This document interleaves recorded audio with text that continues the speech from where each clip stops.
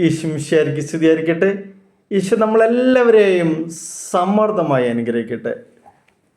2 തിമോഥെയോസിന്റെ പുസ്തകത്തിലെ 3-ാം അധ്യായത്തിലെ 12-ാം തിരുവചനം വായിക്കാം. യേശുവിനോട് ഐക്യപ്പെട്ട് വിശുദ്ധ ജീവിതം നയിക്കാൻ ആഗ്രഹിക്കുന്നവരെല്ലാം പീഡിപ്പിക്കപ്പെടും. Praise the Lord. ഇന്ന് കഴിഞ്ഞ പ്രാവശ്യം പറഞ്ഞ വചനത്തിന് തുടർച്ചയായിട്ട് ആ സബ്ജക്റ്റിൽ നിന്ന് പോവാതെയാണ് ഞാൻ സംസാരിക്കുന്നത്. യേശുവിനോട് ഐക്യപ്പെട്ട് അല്ലെങ്കിൽ യേശുവിനോടതായി തീരാനായിട്ടായിരിക്കുന്ന എല്ലാവരും തന്നെ പീഡിപ്പിക്കപ്പെടും. ദൈവത്തെ ആത്യന്തിക ലക്ഷ്യമായി സ്വീകരിക്കാത്ത വ്യക്തികൾ ജീവിതത്തിൽ പ്രശ്നങ്ങൾ ഉണ്ടാകുമ്പോൾ എപ്പോഴും അസ്വസ്ഥരാകും. ഈദ്രലൻ എന്ന നിരീശ്വരവാദി ഒരിക്കൽ അവർ ഭാര്യയായി സ്വീകരിച്ചത് വിശ്വാസമുള്ള ഒരു യുവതിയെയാണ്. അവർക്കൊരു കുട്ടിയുണ്ടായി. അവൾ യുവതിയായി. അപ്പൻ അവളെ നിരീശ്വരത്തെക്കുറിച്ച് പഠിപ്പിച്ചു. നീ വിശ്വസിക്കരുത്, ദൈവമില്ല, സ്വർഗമില്ല, എല്ലാം മനുഷ്യൻ്റെ അറിവില്ലായ്മ മാത്രമാണ്. അമ്മ അവളോട് പറഞ്ഞു, നീ വിശ്വസിക്കണം, ദൈവമുണ്ട്, സ്വർഗമുണ്ട്, നന്മ ചെയ്യണം. എന്ത് ചെയ്യണമെന്നറിയാതെ കൊച്ചു കുറേ വിഷമിച്ചു. കുറേ നാൾ കഴിഞ്ഞപ്പോൾ പെട്ടെന്ന് അവൾക്കൊരു രോഗം പിടിപെട്ടു. ഡോക്ടർ പറഞ്ഞു, ഇനി അധിക ദിവസങ്ങൾ ഇവൾക്ക് ഉണ്ടാകില്ല. ഞാൻ മരിക്കുമെന്ന് അവൾക്ക് മനസ്സിലായി. അവൾ അസ്വസ്ഥയായി മാറി. മരണത്തെക്കുറിച്ച് ഓർക്കുമ്പോൾ തന്നെ അസ്വസ്ഥത കൂടി വന്നു. പിതാവിനോട് അവൾ ചോദിച്ചു, ഞാൻ എന്ത് ചെയ്യണം? എനിക്ക് ഭയമാകുന്നു. മരണത്തെ ഫേസ് ചെയ്യാനായിട്ട് ഞാൻ ഒത്തിരി ഭയപ്പെടുന്നു. മരണത്തിന് ശേഷം എല്ലാം ശൂന്യമാണല്ലോ, ഞാൻ എന്ത് ചെയ്യണം? പിതാവിനോട് വീണ്ടും അവൾ ചോദിച്ചു. ഈ ചോദ്യം കേട്ട് അവളുടെ അമ്മ പറഞ്ഞു, മകളെ, നീ ദൈവത്തിൽ വിശ്വസിക്കുക. മരണശേഷം നീ ദൈവത്തിൻ്റെ കൂടെയായിരിക്കും. ഇത് കേട്ട് ഈദ്രലൻ പറഞ്ഞു, മകളെ, നീ നിൻ്റെ അമ്മ പറയുന്നത് കേൾക്കുക. ശാന്തമായി മരിക്കാൻ അമ്മ പറയുന്ന വിശ്വാസം നിന്നെ സഹായിക്കും. ദൈവത്തെ ജീവിത ലക്ഷ്യമായി കാണുന്നവന് പ്രശ്നങ്ങളെ ശാന്തമായി നേരിടാൻ ശക്തി കിട്ടുന്നു. ഏശയുടെ 41:10 പറയുന്നു, മരിച്ചുയർത്ത കർത്താവ് മരണത്തിനപ്പുറം നമ്മിൽ പ്രതീക്ഷ ഉണർത്തുന്നു. മരണശേഷം നാം കർത്താവിനോട് കൂടെയായിരിക്കും. പ്രിയമുള്ളവരെ, വിശുദ്ധ കൊച്ചു ത്രേസ്യ പ്രാർത്ഥിച്ചിരുന്നു, കർത്താവെ, ഞാനാകുന്ന ബലിവസ്തു എപ്പോഴും കത്തി എരിയട്ടെ, അങ്ങനെ എരിഞ്ഞ് ഇല്ലാതാകട്ടെ, അധികം താമസിയാതെ കത്തിയെരിഞ്ഞ് അങ്ങയിൽ ഞാൻ ലയിക്കട്ടെ. വിശുദ്ധ കൊച്ചു ത്രേസ്യയ്ക്ക് തൻ്റെ ലക്ഷ്യത്തെക്കുറിച്ച് വ്യക്തമായ അറിവുണ്ടായിരുന്നു. അതിനാണല്ലോ അങ്ങനെ പ്രാർത്ഥിച്ചത്. ഫിലിപ്പിയരുടെ പുസ്തകത്തിലെ 1-ാം അധ്യായത്തിൽ 23-ാം തിരുവചനം വ്യക്തമായിട്ട് ഇതിനെക്കുറിച്ച് പ്രതിപാദിക്കുന്നുണ്ട്. പ്രിയമുള്ളവരെ, ജീവിതത്തിലെ എപ്പോഴും നമ്മുടെ ദൈവത്തെക്കുറിച്ചുള്ള പൂർണ്ണ വിശ്വാസവും ആ ലക്ഷ്യപ്രാപ്തിയെക്കുറിച്ചുള്ള തീക്ഷ്ണമായ ഒരു ആഗ്രഹം നമ്മളിലുണ്ടെങ്കിൽ നമുക്ക് എല്ലാം സ്വായത്തമാകാൻ സാധിക്കും. അതുപോലെ തന്നെ വിശുദ്ധ കൊച്ചു ത്രേസ്യയുടെ ജീവിതത്തിലെ ഒരു സംഭവം വായിക്കാനിടയായി. ഒരിക്കൽ അവൾ കടൽ കാണാൻ പോയി, കുടുംബത്തോടൊപ്പം കടൽ കാണാൻ പോയി. കടലിലേക്ക് നോക്കി നിൽക്കുമ്പോൾ അസ്തമയ സൂര്യൻ്റെ പ്രകാശം വഴിയിൽ കടലിൽ പതിക്കുന്നത് അവൾ കണ്ടു. ഒരു ചെറിയ വെള്ളം പ്രകാശരേഖയിലൂടെ സഞ്ചരിക്കുന്നത് കൊച്ചു ത്രേസ്യ ഇങ്ങനെ പ്രാർത്ഥിച്ചു, ദൈവമേ, ഞാനാകുന്ന വഞ്ചി എപ്പോഴും അങ്ങാകുന്ന പ്രകാശരേഖയിലൂടെ മാത്രം സഞ്ചരിക്കട്ടെ. ഞാൻ ഒരിക്കലും അങ്ങ് വരച്ചു തരുന്ന പ്രകാശം വിട്ട് അകലെ പോകാതിരിക്കട്ടെ.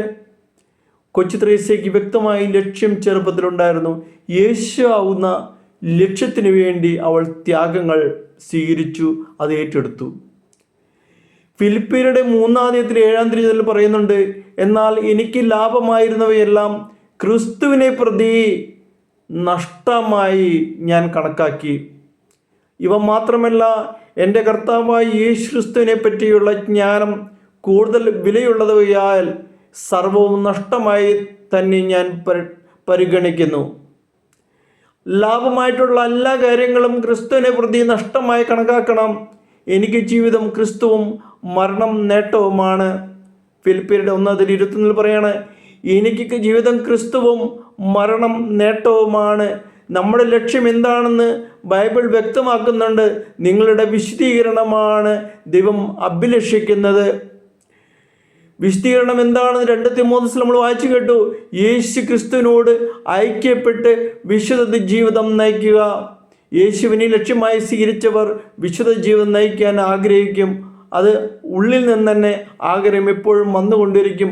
ലക്ഷ്യം മറന്നാൽ എന്ത് സംഭവിക്കും? ലക്ഷ്യം തെറ്റിപ്പോകുന്നവന് ദുഃഖമായി മാത്രമേ ലഭിക്കുകയുള്ളൂ.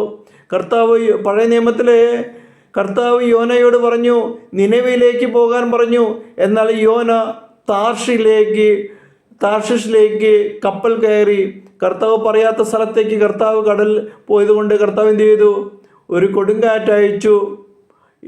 കർത്താവ് കടലിലേക്ക് കൊടുങ്കാറ്റ് അയച്ചപ്പോൾ ഈ അവസരത്തിൽ പരിഭ്രാന്തരായ ജനങ്ങൾ ആര് മുഖേനയാണ് ഇതുണ്ടായെന്ന് അറിയാൻ വേണ്ടി നറുക്കിട്ടു. യോനയ്ക്ക് നറുക്ക് വീണു. അവർ യോനയെ പിടിച്ച് കടലിലേക്ക് എറിഞ്ഞു. ലക്ഷ്യം കാര്യമാക്കാതെ പോയി യോന പരിഹാസപാത്രമായി. ദൈവത്തിന് നമ്മെക്കുറിച്ച് പദ്ധതിയുണ്ട്. അത് ദൈവത്തിൻ്റെ മനസ്സിലുണ്ട്. അത് ഒരിക്കലും നമ്മുടെ ഒന്നും നാശത്തിനുള്ള അല്ല, പ്രത്യേകിച്ച് ക്ഷേമത്തിനുള്ള പദ്ധതിയാണ്. നിങ്ങൾക്ക് ശുഭമായ ഭാവിയും പ്രത്യാശയും നൽകുന്ന പദ്ധതിയാണ് ദൈവത്തിനുള്ളത്. ജെറമ്യയുടെ പുസ്തകത്തിൽ 29:11 പറയാണ്, നിങ്ങൾ ദൈവത്തിന് വ്യക്തമായ പദ്ധതിയുണ്ട്. അത് നിങ്ങളുടെ നാശത്തിനുള്ളതല്ല പ്രിയമുള്ളവരെ, അത് നിങ്ങളുടെ ക്ഷേമത്തിനുള്ളതാണ്. ഓരോ മനുഷ്യനും ദൈവത്തിൽ നിന്നാണ് വരുന്നത്. അവൻ ജീവിക്കുന്നത് ദൈവത്തിലാണ്. അവൻ്റെ അവസാന ലക്ഷ്യവും ദൈവമാണ്. ദൈവത്തിലാണ് അവൻ്റെ അവസാന ലക്ഷ്യം. അതാണ് നമ്മൾ മനസ്സിലാക്കേണ്ടത്. അടിസ്ഥാന ലക്ഷ്യവുമായി ബന്ധപ്പെടുത്തി വേണം നമ്മുടെ ചെറിയ ലക്ഷ്യങ്ങളെ താതാത്മ്യപ്പെടുത്തിയെടുക്കാൻ അല്ലെങ്കിൽ നേടിയെടുക്കാനായിട്ട്. യാത്ര ചെയ്യുന്നവൻ ലക്ഷ്യത്തിലേക്ക് നയിക്കുന്ന വാഹനങ്ങളിൽ വ്യക്തമായിട്ട് നോക്കി കയറണം. ലക്ഷ്യം മറന്ന് മറ്റു വഴിയിലൂടെ തിരിയുന്ന വാഹനങ്ങളിലേക്ക് കയറിയാൽ നമുക്ക് ലക്ഷ്യത്തിലേക്ക് എത്തിച്ചേരാൻ സാധിക്കുകയില്ല. ഞാൻ ലക്ഷ്യത്തിൽ നിന്ന് ഒത്തിരി അകലെയാണ്. ദൈവമാകുന്ന ലക്ഷ്യത്തിൽ നിന്ന് അകലുന്ന മനുഷ്യർ ദുഃഖിതരായി മാറും, എന്നെന്നും ദുഃഖിതരായി മാറും. സഭാപ്രസംഗം 12-4 എങ്ങനെയാണ് പറയുന്നത്? അതിൽ നിന്ന് മാറി നടന്നാലേ ദുഃഖിതനായി മാറും. പ്രിയമുള്ളവരെ, നമ്മൾ എപ്പോഴും ലക്ഷ്യം നോക്കി, ബസ്സിൻ്റെ ബോർഡ് നോക്കി കയറണം. സൗകര്യങ്ങളുള്ള ബസ് നമ്മൾ ഒരിക്കലും ഒരുപക്ഷെ ലക്ഷ്യത്തിലേക്ക് എത്തില്ല. ആ പോകുന്ന ബസ് എവിടെയാണെന്ന് നമുക്ക് അറിയത്തില്ല. അതുകൊണ്ട് എന്തായിരിക്കണം? ബോർഡ് നോക്കി കയറണം നമ്മൾ. അതുകൊണ്ട് സൗകര്യങ്ങളോ മറ്റുള്ള കാര്യങ്ങളല്ല നമ്മൾക്ക് ഇമ്പോർട്ടൻ്റ്, ബോർഡാണ് ഇമ്പോർട്ടൻ്റ്. ബോർഡിൽ നോക്കിയാൽ മാത്രമേ അത് വ്യക്തമായിട്ട് അത് തിരിച്ചറിഞ്ഞ് അതിൽ കയറി ഉറപ്പുവരുത്തിയാൽ മാത്രമേ നമുക്ക് നമ്മുടെ സ്ഥായിയായ ലക്ഷ്യത്തിലേക്ക് എത്താൻ പറ്റുള്ളൂ. അല്ലെങ്കിൽ സൗകര്യങ്ങൾ ബസ്സായാലും ഫ്ലൈറ്റ് ആയാലും അത് എവിടേക്കാണ് പോകുന്നത് നമ്മൾ തിരിച്ചറിഞ്ഞില്ലെങ്കിൽ നമ്മുടെ യാത്ര നമ്മളെ വിനാശത്തിലേക്ക് കൊണ്ടുവന്നെത്തിക്കും. പ്രിയമുള്ളവരെ, ലക്ഷ്യം തെറ്റിയാൽ അവസാനം എന്തുണ്ടായും? കരയേണ്ടി വരും.